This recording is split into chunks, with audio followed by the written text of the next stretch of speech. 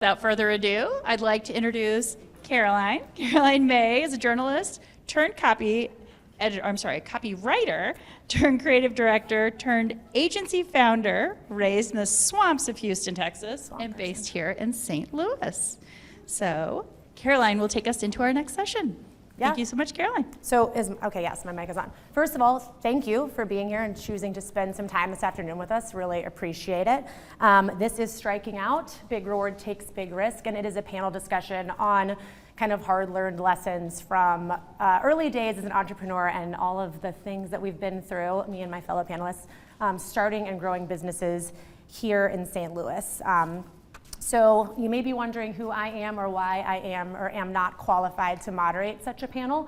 My name is Caroline May, and I am the owner and founder of Grown, which is a boutique creative agency. And we started just about a year ago. We're about to come up on our first anniversary. So all of the things we've learned and done right and done wrong are definitely things I've been reflecting on as we head into the end of the year. But yeah, we're a creative shop that we specialize in branding and web design and creative storytelling, we would say. So Grown is a little bit more about us before we dig in. Grown consists of me and 2 colleagues, some of whom are here. All of us were in bigger agencies locally for 10 to 15 years before we made a very conscious decision to swing big and go small, which is something that I'm sure we'll talk about over the next hour. And that's because in our industry, and I don't know if anyone's in advertising, this is true, I think, though, of many industries. As you move up in your career, it's pretty typical that you sometimes get out of the work and out of the craft and into management. I like managing people, but I don't like managing things that I'm not actually in charge of and can't control, which is how my own sort of founder journey began. So me and my colleagues all wanted to make the work and be in the work, but also work the way that we wanted to. So that's what led us to start Grown. The biggest risk I know I've taken is deciding to start a company with full-time employees and do salaries and benefits from day one rather than operating as kind of a loose collective of freelancers. That's certainly the biggest risk I've taken for obvious reasons, but also the biggest reward. So I think that's often the flip side of the same coin. And that's because I think psychologically electing to be responsible for other people and each other, it really lights a fire under your ass to make the thing work. And having built-in people to collaborate with has been huge for us. So yeah, I think though that the biggest lesson, at least for me, was first said by Bjork, Better, in 1993, if I can get her weird GIF to load, maybe. And that is from this music video and this song, for some of you millennials may or may not recognize it, Gen Xers, and that's "It takes courage to enjoy it." And the reason I wanted to pull that up is because I think that phrase is the truest possible summation of entrepreneurship to me. Like, it takes guts to start something, but it takes real courage to find a way to enjoy the thrill and the terror in equal parts. We like to say that we are busting ass and having a blast over at Grown. So I'm really excited to introduce you to some other courageous entrepreneurs that we have here today and start to chat a little bit. Be friendly, clicker. So first, immediately to my left, we have Juno Musonda. And Juno is the founder of Ope Outdoors. If you guys want to say a little bit about yourselves, I'll just give your names and companies. Yeah, sure. So I started Ope Outdoors in 2022, or 2020. Ope Outdoors is a outdoor brand that focuses on the Midwest. So we make like state park inspired shirts, like Castlewood and things like that. We also go on group hikes. We're doing it twice a month now, but usually once a month. And we also try to do cleanups and collaborate with many different businesses here in St. Louis. Awesome.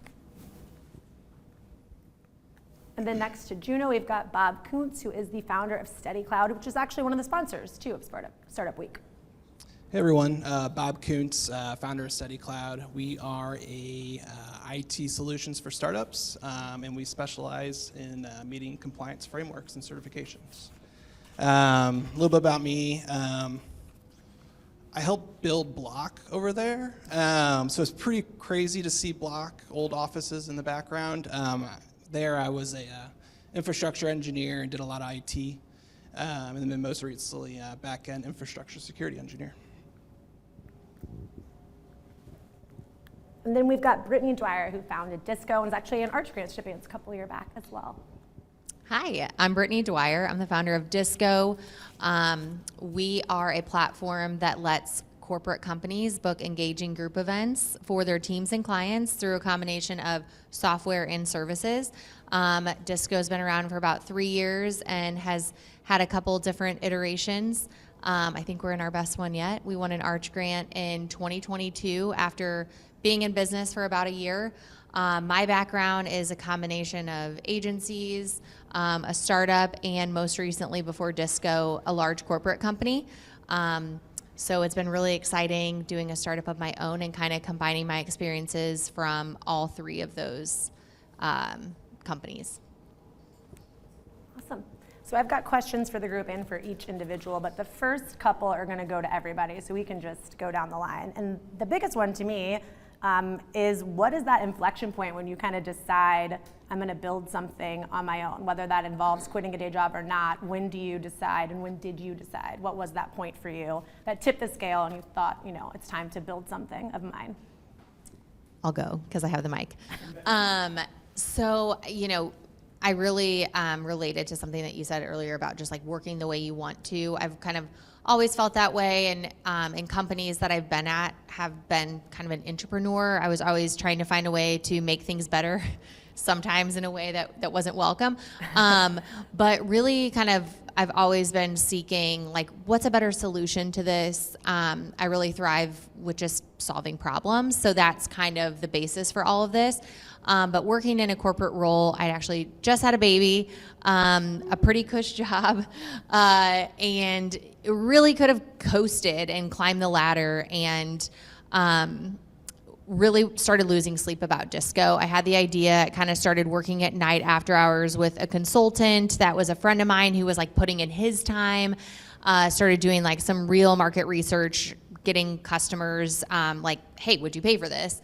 And then ultimately the support of my family. But there was kind of a tipping point where I got a new manager, and there was just like, things weren't really going my way, even though it was a cush job. And it was just waking up and finally saying, okay, am I going to do this, or am I going to keep losing sleep about it, driving myself crazy? And I kind of forced myself to make a decision, because I'm like, this really isn't a healthy place to be. And if I'm going to do it, I just want to do it. And the timing was tough, but I think it was all about just knowing that I could kind of bet on myself. I had a really good support system. And even though it felt risky, I just knew that that kind of corporate growth on the ladder just wasn't for me. And I wanted to solve for something bigger than that and myself. And ultimately it came down to the problem that I was solving, which I'm extremely passionate about. I have a background in event planning, and I knew that I had the skill set to do all those things. So the tipping point was honestly like one final bad conversation at work where I was like, what is this? What am I doing? And I'm sure everybody can kind of relate to this, but I think you need that to kind of say, okay, I'm going to do it, or I need to maybe put this on the shelf for a minute, and come back to it. Yeah, I think my inflection point comes from curiosity, I think. Working for kind of like fintech startups, kind of seeing those growths happen. It's chaos and it's thrilling, it's super cool. But I wanted to take it to a smaller scale. So I started applying for jobs on Y Combinator and other VC sites, and I wasn't getting any hits. So I just couldn't understand why. And so I started knocking on people's door and asking, what are they looking for in their first IT hire? And it didn't really see like one person could fill that for a company. So created SteadyCloud. Yeah, curiosity. I guess I started maybe as most entrepreneurs when I was young. Started making things, trying to sell things. I've always been curious and wanted to start things, but when I went to school, I studied chemistry because I was really curious about the world and how the world works and X, Y, and Z. But then when I graduated and started working in jobs, it felt very rigid, obviously very structured, and I felt almost suffocated at my job. I felt like the work I was putting in wasn't the work I was getting out. So I was always on the search to find something and look for something to start and build for myself. And it wasn't until I hurt my knee playing soccer that I started going out hiking to all these places, and I noticed that there wasn't any designs or any inspiration for state park stuff here in Missouri and in the Midwest in general. So my inflection point was kind of like, I was really frustrated at work. I was searching for something to start, and then I was like, you know what, I just got to pull the trigger and start something for myself. So that was kind of my point. I love that. I think it's really funny and common that the inflection point for a lot of entrepreneurs becomes like a place of frustration, but then also coming to like, do I channel that into something productive? What do I do with that sort of like chafing of my current situation versus, you know, sitting in it and like letting that kind of consume you. And I think it's cool though, you come to a point where you're like, do I want to be sort of irritated every day? Or at least I want to be irritated, but like at myself, I can at least do something about that. So what has been, and we can just keep doing this back and forth if you want, what has been like the biggest test so far? Like what was the first or biggest moment where you were like, did I make a terrible mistake or am I doing the right thing? Oof. Do you guys have answers already? I kind of do. Okay. I kind of retired out of fintech a little bit, and I went to a university job at the University of California, Davis, which is an awesome educational establishment, and, you know, super smart people. And I had the cushest job, and I kept finding myself in kind of a neutral. I wasn't challenging myself enough. The cush job, The right? cush job, yeah. What was your question? I'm sorry. No, what was your biggest test? Has Oh, there yeah. been and what was it when you Right. were like, have I made a horrible mistake? Sorry, I'm not. It's being on this panel, it's right now. Maybe. No, I quit my cush job. There's enough business in the pipeline and enough work to do that I could justify to start the work. So taking that leap was absolutely terrifying, but super rewarding. I'm glad I did it. So prior to Ope Outdoors, this business used to be called Moose Apparel. And I was doing kind of the similar thing. And maybe 3 years into it, I got a large manila envelope from, yeah, and it happened to be from Walmart. So it was 2 weeks before Thanksgiving and Black Friday, and they sent this large cease and desist telling me, you know, hey, stop what you're doing. This business is very similar to another business that we own. And yeah, it was in that moment I was terrified, not because at that point, I wasn't doing it full time, but at the moment, you know, I'd invested, you know, 3+ maybe 4 years into this thing, and then I just got this thing, you know, and there's no way I could fight Walmart. So it was very much, you know, a moment of like, what am I doing and why did I do this? So, but it was nice because from that point I was able to pivot into something that I think is much better.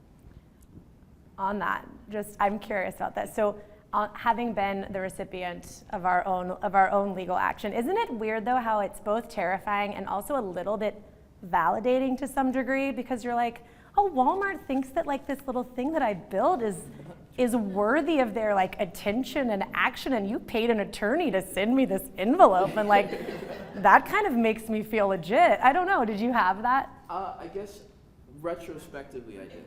It was in the moment I was panic, you know. It was just Yeah.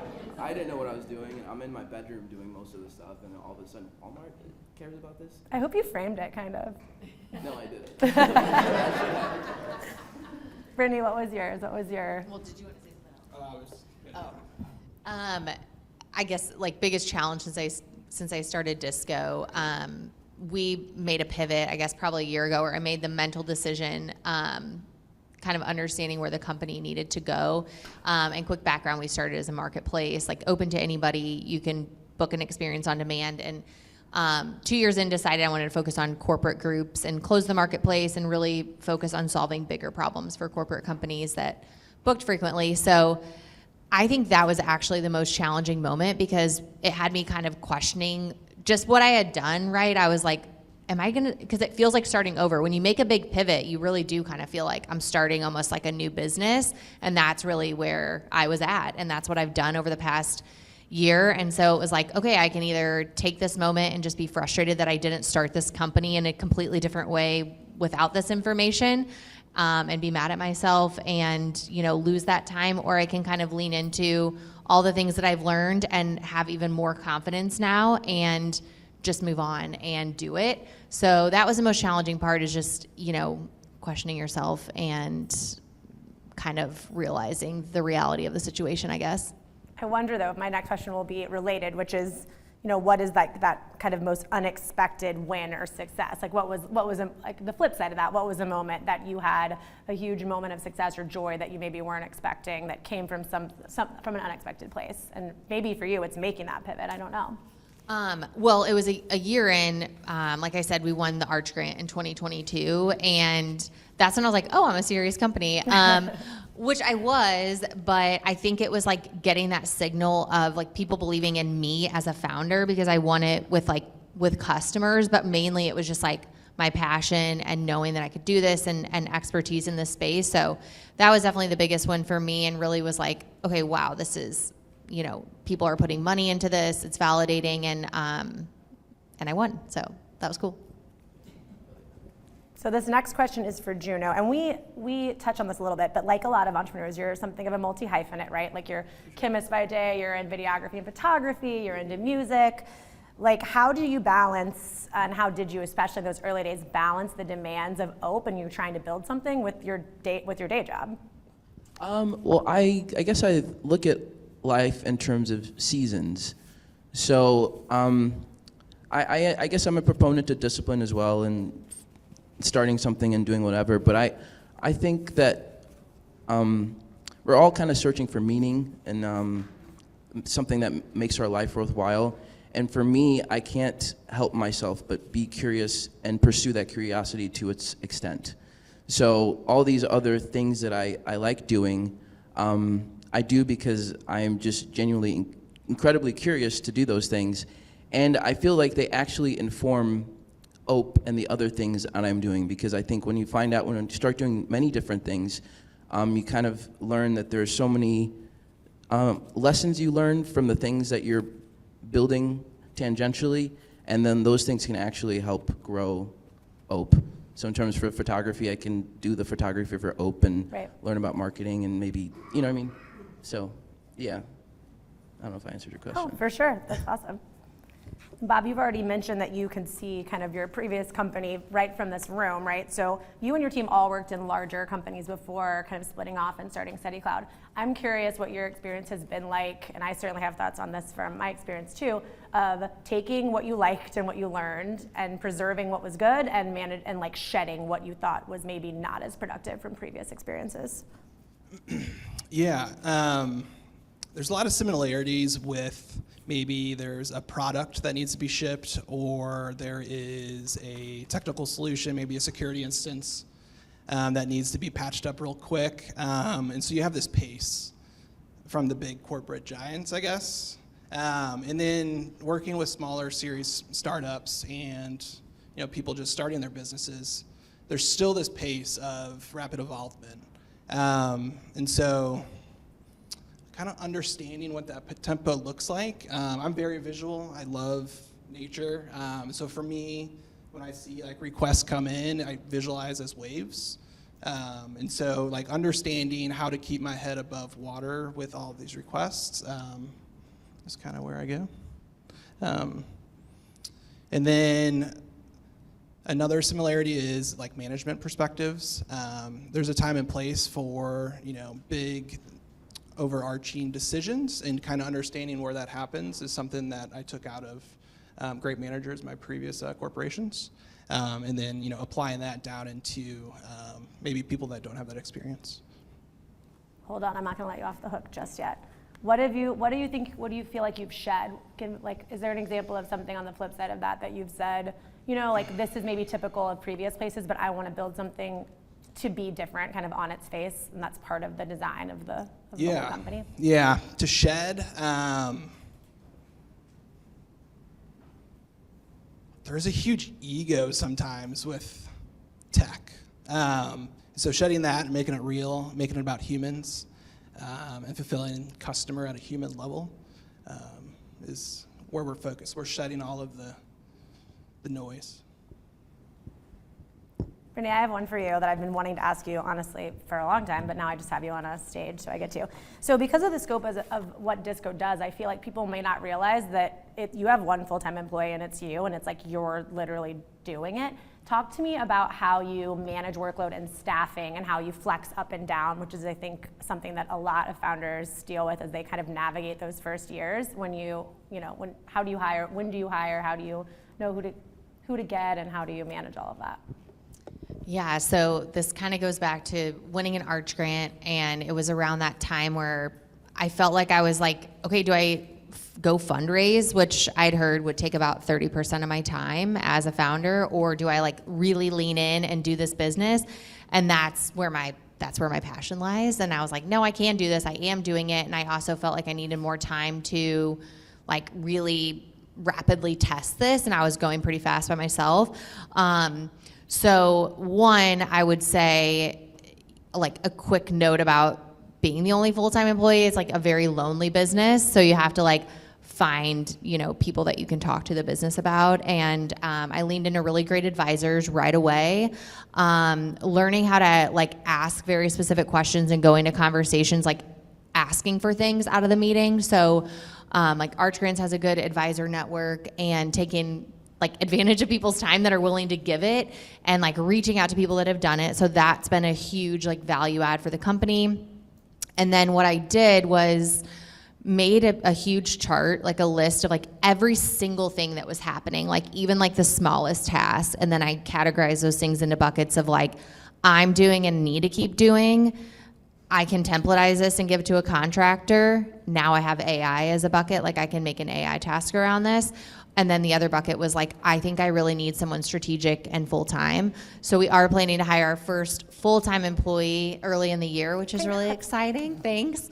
But you just have to get it on paper. And I think it's making the decision of like, okay, there's things that you can keep doing. Like, of course, as a founder, you can do everything. Like you should be able to do everything in your business. But should you be? Is it the best use of your time? Is it the best use of my time? And so that's where I'm like, I utilized Upwork. Like that's really big for me. And it's like, I write exactly what I want to get out of the task. And so, I don't know, I feel like I'm pretty efficient with my time. And that's kind of my approach right now. Bob, I have a very St. Louis specific question for you, which is that, you obviously have spent some years on the West Coast. Why, to you, is St. Louis the right place to start a company, particularly a tech company, which usually gets all the credit in, the Bay Area? You can find me in St. Louis.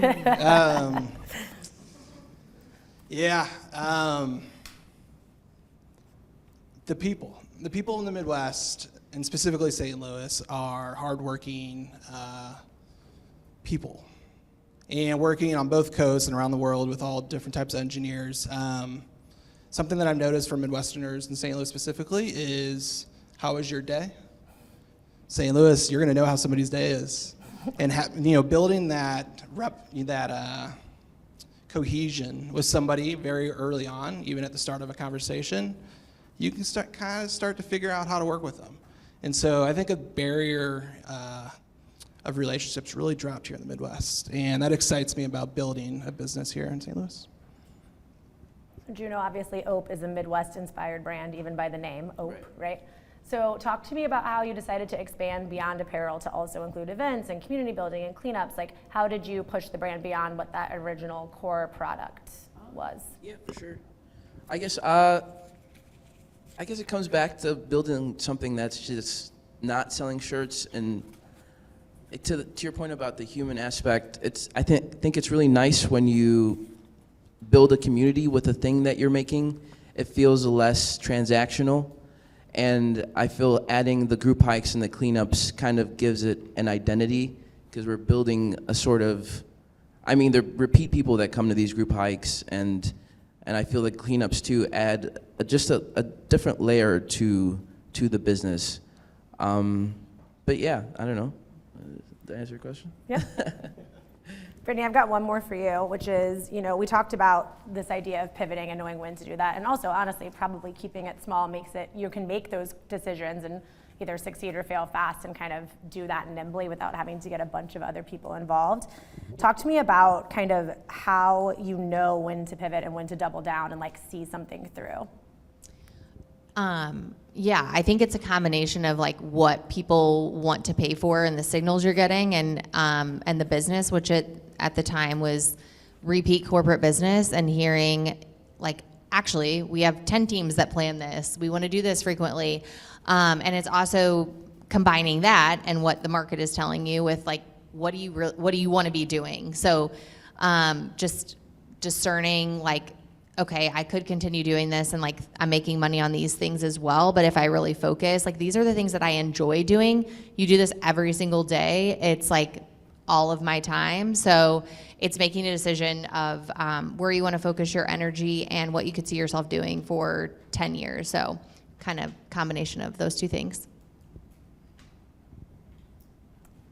So I got two more for us before we kind of turn it over to a Q&A with everybody else. One of them is, and this is obviously a perfect example of kind of startup community, but we talked a little bit about mentors early on, seeking advice from people who've been through it before. To what degree is like having an ecosystem of other founders and other entrepreneurs, how much have you leaned on that here in St. Louis, and how helpful has it been, and has it played a part in kind of your first couple years? I mean, for you and I, like Juno and I partnered on a capsule collection. So for me, I think it's great, and I grab other founders all the time, but I'm curious if that's something that's common for everybody. Well, I already mentioned advisors, like that's been huge. Founders, yes, like for specific questions, but something you just said reminded me of how important partnerships has been. And I think going back to St. Louis, I think it's like easier here to get people to collaborate and partner. So finding partners that have like your target customer or like an additional value prop that can work with you, like that's been huge for our business. Like for example, the CIC, they plan events with like a ton of different corporate clients. So we're in the process of kicking off a collaboration to us getting those referrals, because we can provide value to like both sides of the equation. So I think it's like seeking out like, how can I like get further faster by asking the right people questions, like not trying to figure it out myself. It's been huge for our business, just being able to like ask other founders, advisors, but then also like finding people that believe in us that have already been successful. So.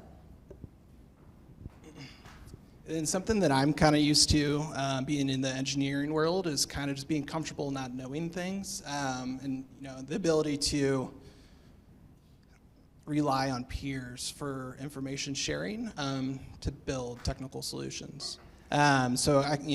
Computers are kind of the same thing. SteadyCloud's very young. I don't know if we've officially launched, but we have 3 or 4 customers now. And so we are very new to the St. Louis startup scene. I'm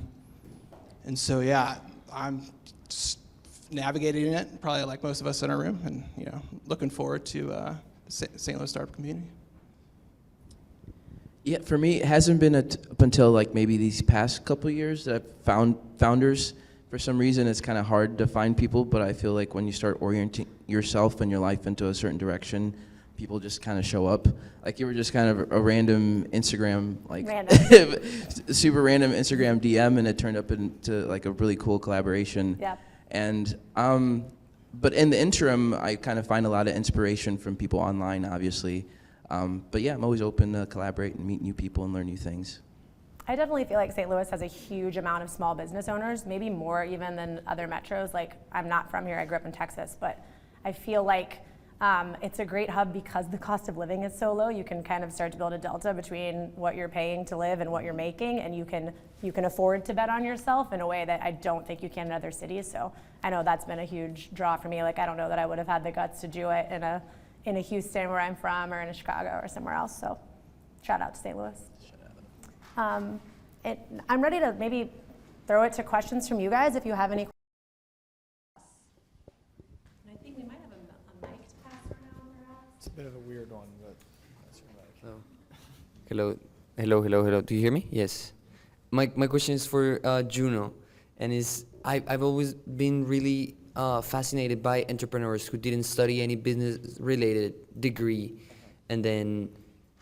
Or even Caroline, I think you didn't study a business-related degree. No, I have a journalism degree. Exactly. So I would like to know, how was it for you to start learning in the run the nitty gritty or like the most specific stuff about, let's say, accounting, Yeah. management stuff, how hard was it? And would you say, well, I think you're an example that it's possible to not necessarily study the thing beforehand, but how is it?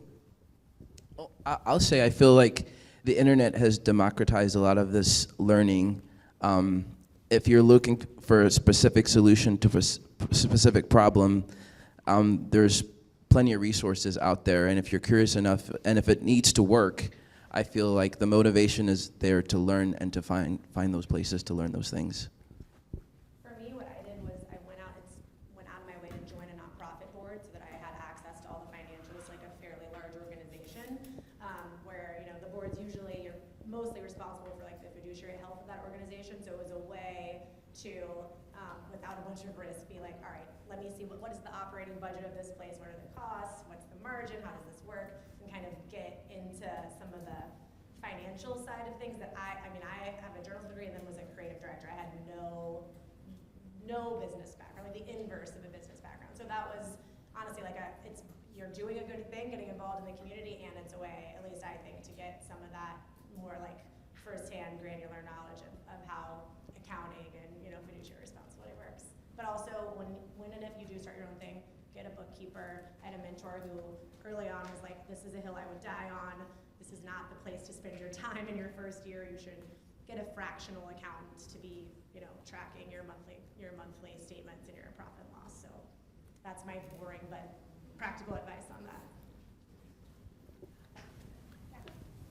If you think back to like maybe when you were right before right? What would be like a piece of advice that you would give yourself about the first 90 to 120 days? Can you say it? Oh, sure. I want to make sure we get it. Hi, if you think back to like when you were just before you were going to take the leap, and if you had a piece of advice to give yourself about the first 90 to 100 days, 120 days, what would that be? Start small.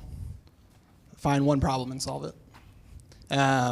It's very easy to kind of look at a market or a channel of markets and throw up an umbrella that might catch 30% of it. But if you're not very confident within that one very specific problem you see early, it's hard to have the confidence to do it all. So mine would just be start small. Yeah, similar vein, like don't be afraid to do things manually. So like sometimes I laugh, I'm like selling things that don't exist, like in a way that one might perceive they exist. And I think that's okay. It's like being comfortable with like not knowing, like going back and telling myself just to be fine with doing things manually until you really get the full amount of traction to either like build something or fully lean in. So that'd be my advice. I don't know. Actually, I guess mine would be to keep going. I don't know. I think the first couple months are just difficult in general, and you don't know what you don't know. So don't be afraid to make mistakes, and just, if you have a vision and an idea, just try to figure out a way to solve one problem at a time. I'll piggyback off that. I guess mine's two-part. One sort of high level, one very specific. To your point, this like idea to keep going. One of the benefits I think of doing things on your own is that you don't have to wait for permission or invitation. You can just do stuff. You also though then don't have someone above you telling you that's not how I would do it, or maybe course correct. It's all kind of on you. So just kind of again like letting yourself mess up, but also being willing to recognize that. The other thing, and this is back to like boring granular advice, but giving yourself like a runway to get going, because cash flow sucks and payment terms really suck, especially depending on what kind of clients you're working with. So making sure that you've given yourself the runway to not get paid for 60, 90, sometimes 120 days, but still be able to get that thing off the ground is like pretty critical. And something that we've noticed is everything takes twice as long. I wish I would have known that a little bit early on. Like, that'd have been helpful. Is it on? Yep. Oh, okay. So hi, I'm Terrence. Approaching year one as a small business owner, so thank you all for sharing your stories. But I have a question, and my question is, I'm going to ask you each to time travel to the beta version of your business versus present day. So beta version, present day. What's one or two aha moments that you all have? My aha moment so far has been how much we can do with a small team. So when I was first thinking about starting it, the beta version was like, I need to hire 10 people and I need to have these disciplines in-house, and this is the kind of client we're gonna go after. This is what we need to do. And coming up on a year, it turns out that you can actually self-perform a lot with a small team, especially without like, I don't mean to be mean, but like the gunk that comes with a really big, when you de-gunk a big organization. And so for me, a big aha moment was like, man, not only can the three of us do a lot, just the three of us, you can flex up and down as you need without bringing people on full time, because we have a really, in my industry, like a really incredible creative community in St. Louis of freelancers in like 1 and 2 and 3 person shops that you can just kind of bolt on when you need to be big, and then go to, release when you want to be small and agile on your own. And so realizing that community existed and starting to just tap each other when and as necessary versus having all the bloat that comes with the exact thing we were trying to get away from was a big aha moment for us. Yeah, and for SteadyCloud, I think the first aha moment was we were kind of finishing up with our first build with a customer, and we were kind of doing the post-mortem of the build, kind of going through, what worked, what didn't. And we were, just kind of trying to figure out what holistically that we were building. And for us, it's trust. So our aha moment was like, putting trust at the forefront of everything we do. I think that hit home for our values as a company. So mine would definitely be about like, one, doing things to get paid. Like, we're in this to be a business, and I think because I had like a little bit of a crutch with my husband, I was like, I'm a startup, and like I was like solving this problem and just like going for it because I never started a company, and I'm like approaching it totally different now. I have like less customers that are like, I'm seeking like more business from less, I guess. And in the beginning, you're just like running so fast, you're solving the thing and you're so excited. And ultimately though, you have to like go back to what you're doing this for. Like, we all want to make money. We want to make this successful. So I think it's getting to that point faster. Like, I wish I would have gotten to that point faster and forced myself to like pay myself immediately out of the gate. Because not doing that, like, that year point, I was like a little bit of resentful to myself, and like it was just a harder journey having not done that. So I've taken the inverse approach with the new version of the company. I'm really glad I did that. Hold on one What second. is the worst possible mistake a new entrepreneur can make?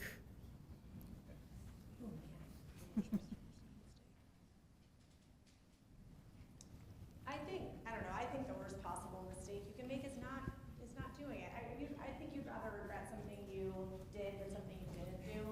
So I'm going to answer that by just saying I think the worst possible mistake you can make is never taking the risk to try it in the first place. I think the worst possible mistake is not listening to your customers.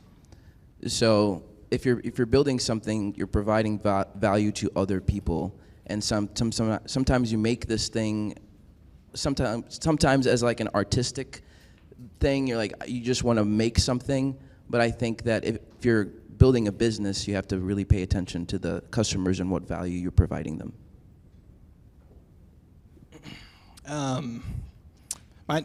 Adapting to change, not adapting to change, not pivoting, not staying on your toes.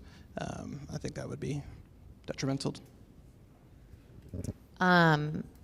Not talking to your customers, but then just not telling like everyone you know about your business. I think it was like I was confident in it, but I was like, I don't know. I felt like I should have like shouted it from the rooftop, like everyone I met, like, what do you think of this? It's like not being afraid to like hear the hard things. Like, you have to hear the hard things. Like, you need people to rip it apart so that you can put it back together in the way the company should be built.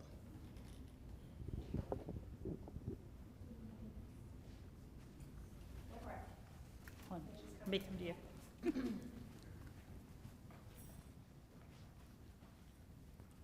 Brittany, you specifically talked about like manpower and how to manage that. How do you manage not underperforming or overpromising on your product when you don't know if you'll have the manpower necessarily to take on that next client? Oh, I don't know. I feel like it kind of always works itself out. Like, I'm not trying to sound cheesy, but like, just for instance, like, I'm selling a client right now, and like they like pushed our meeting back 2 weeks, and this like happened the same time, like in 1 week, and I'm like, okay, that was great, that worked out. But you kind of just like find a way to do it. I don't know if a customer like wants the thing to happen. I think it's finding that grit. It's like staying up late. It's like hiring a person and putting some other things on the back burner. So it's like, all right, what do I need to deprioritize to make that happen? So it really is like putting puzzle pieces together for me at any given time. Yeah, it's tough, but I feel like I always kind of find a way. And then for us, we're like in current negotiations with a customer, and it would increase the workload on a little bit more of like IT help desk. So we already have a plan in place to scale that direction. So all facets of our business, we kind of have a path to hyperscale. Sorry, I want to add one thing. We have like a large thing coming in January, and like specifically worked the roadmap to not have like the whole entire thing happen at once. And I think it's like being open and honest with your clients. So like I never like lie to our clients, right? I'm like so open about the fact that we're a startup. I'm always asking questions. I'm like, this is where we're gonna be, right? And like anticipating those needs. So that is like a big piece of advice. Like, don't lie to your clients, but just be upfront. And people like that. Like, I think people respect that when you're just like, I'm building something and you're a part of it, and like, let's go. Like, what's your feedback? And then we'll build to that feedback. So I just wanted to add that, so it didn't sound like I was like completely like some reckless animal. Like, I'm not. No, I think that's a really important point. Like, radical transparency is something that I've found like clients really appreciate. And I mean, a point that we made is like, a company that's not taking care of its own margin cannot be expected to grow your business. And that has resonated for us. I mean, I think people know that you're a business owner, they're a business owner, you're coming to like from a point of mutual respect in that. So as long as you're honest about what you can take on and what the timeline's gonna look like and what it's gonna cost, I think everybody you want to work with respects that.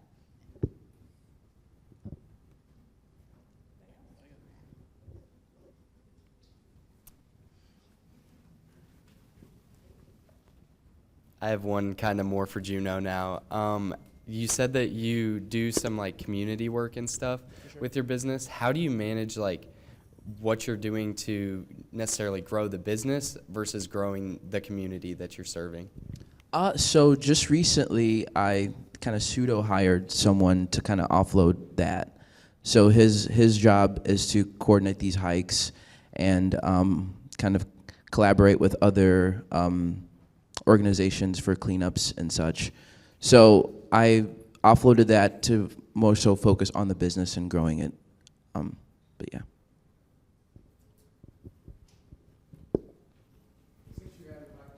Coming your way. Oh, aha. I guess my biggest aha was I wish I had brought my product to customers earlier to hear about their feedback and what they liked, what they didn't like, so I could test quicker is my biggest aha. So yeah, the markets were kind of a big game changer for me, because then I was able to listen to what people want. And a lot of people make suggestions, and if you hear the same suggestion 8, 5, 10, 15 times, it's like, all right, I'll do that. So.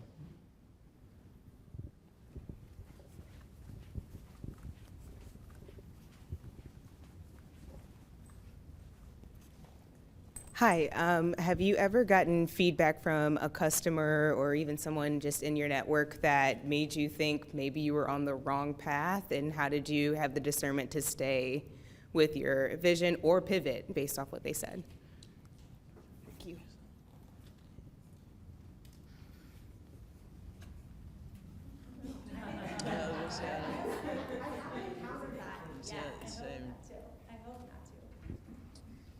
Yeah, we have some customers that need expertise in more areas sometimes. And so there's like a communication gap up front that we didn't fully understand before proceeding into a project. So it's kind of how we see it within an IT service side of it. I don't think it's been feedback that says like we're on the wrong track, but I think something that I slipped in the beginning was like trying to make everyone my customer. And I think that's such a common mistake, but it's like when you start a company, that's like one of the first things you hear. Not everyone's your customer, but when you're in the weeds, you feel that and you're like, take everything personal. But not everyone is your customer. And especially making a pivot to like, I was solving for like a different clientele. It was like being okay with saying no. It was being okay with hearing that feedback and being like, okay, that actually does apply like in some way, but it's not a thing that I need to like jump on tomorrow and emotionally react to. But maybe there's like something in that, right? And it's being able to pull the pieces out that apply to the thing that you're trying to solve, the customer you're trying to solve for. Because almost all feedback is valuable in some way, right? Like you're making a person feel a certain way. But it's being comfortable like, all right, yes, I heard that. I can set it aside because it's not applicable to the thing that I'm like trying to solve. Hi. I'm not sure, for each of you, was this the first company that you guys have attempted to start? And if you either had a successful company prior or a failure prior, what was the number one thing you learned from the previous attempt? I've been a nerd for a long time. When DSL came out, Charter or AT&T wouldn't install in my neighborhood without pretty much the entire neighborhood getting on board. So I went door to door, convincing people that high-speed internet is the path. So I kind of consider that my first like entrepreneurial experience. And then what I learned from there was a lot of no's and just following up. Kind of that grit and tenacity of just getting rejected and staying after it. So I guess to your point, I've kind of always been an entrepreneur in that sense. OPA is the first time I feel like it's been a legitimate business. Like I've tried many different things online, sold many different things online, but OPA was the first time where I was like, okay, we can build a community and make a product and sell. But yeah. Like for the attempts online, were there things that you learned about that led you, like was there a failure? So I learned a lot about like Facebook ads. I learned a lot about photography. I still kind of do a photography business, do weddings and whatever. I don't know, yeah, I've learned along the lines of all those different businesses, I've learned something that has informed OPA in some capacity. Like not personally starting a business, but in all the companies that I worked for, like whether it was like an agency or startup or a large client, I was typically always involved with like a new business model or a new like product rollout. So I was able to like see things start from the ground up and like watch them grow, but with somebody else's company and like seeing kind of all aspects, which I feel like kind of gave me a leg up. But ultimately, like there's nothing like doing it yourself. You're gonna learn so much that first time you do it, but I think it goes back to talking to people right away that have started a company and not being afraid to do that and just being like, so like, what are all of those lessons learned and not being afraid to ask those questions. But I think if you have an opportunity to like start something in a company that you're already at, like go ask for that assignment that lets you like build something on somebody else's dollar or like test something out. And if you can do that, I think that will absolutely give you some good experience. Okay. I was just going to say, it's you about all so that much. time. So, no, thank you guys for coming today, and thanks everyone for sharing. I think it's been a wonderful, engaged session. We will now have 2 other events at 4 o'clock, so please take a look at your calendar, make sure that you know where you're going, and if you have questions, please ask. Thanks so much to our panelists.